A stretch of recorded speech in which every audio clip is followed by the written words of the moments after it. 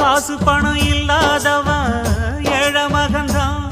அவன் காட்டோரமா ரோட்டோரமா படுத்து தூங்குறான்.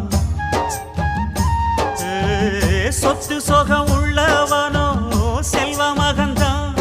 அவன் பஞ்சு மெத்த போட்டிருந்தும் முழிச்சு ஏங்குறான். எது மற்ற பேர்களுக்கு ஏது கவலை?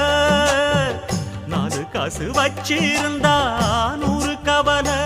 இங்கு ஆசை வச்ச நெஞ்சுக்கெல்லாம் அமைதி இல்லையே.